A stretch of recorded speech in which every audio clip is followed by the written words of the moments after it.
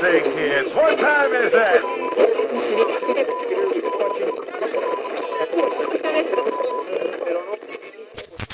Hey everybody, Keith here with a couple more thoughts on this whole RippaVerse that Eric July has released, and I'm going to get to the phenomenal results at the end of the video, but I wanted to just talk about something that had me thinking about because I watch a lot of Eric's content, most notably his commentary on comics and these race-swapped and gender-swapped characters and how derivative they are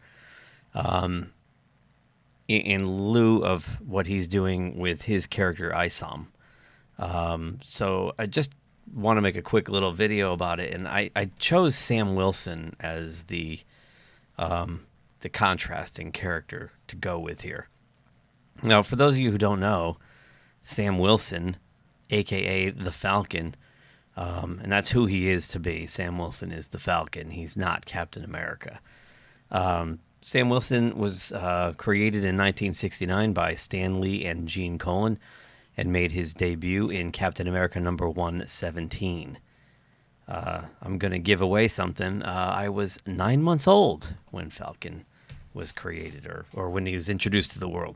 Anyway, so when I was a kid, I grew up reading a lot of Captain America comic books, and it was Captain America and the Falcon. That's just the way it was. Falcon was great, and in the early 80s, 82 or 83, I believe, he got his own 4-issue miniseries. I loved this comic. It was written at the time by a guy named James Owsley, who's now known as Christopher Priest, and it was illustrated by longtime X-Men artist Paul Smith. So, I mean, it was great. And, you know, throughout that time growing up reading comics, Sam was the Falcon. He was his own character. He was great.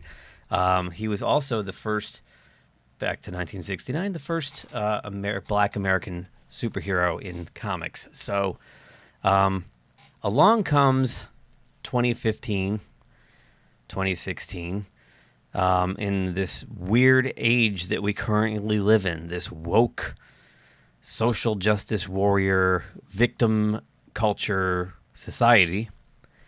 And Marvel gets the great idea to launch a new, all different Marvel through their Marvel Now.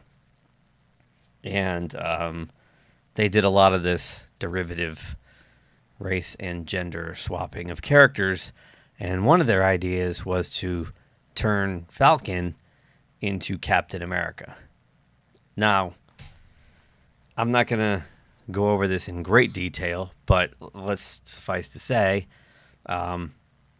using Eric July's own terminology, this is just a hand-me-down T-shirt. This is a validation that this character is only validated by taking the mantle from an established white character, Steve Rogers, the Captain America.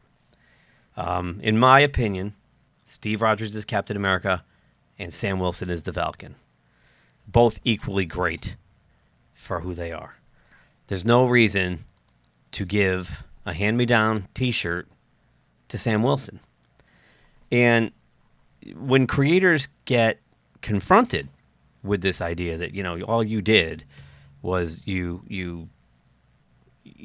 just race swapped an established character, and at the same time delegitimized or deconstructed the character you had. Sam as the Falcon was great. Sam as the Falcon was fine. Sam should stay the Falcon, right? And their general response is that, well, here's the problem. You know, we'll say, why'd you do this? Why don't you just create an original character? You know, you don't have to go and start butchering existing property.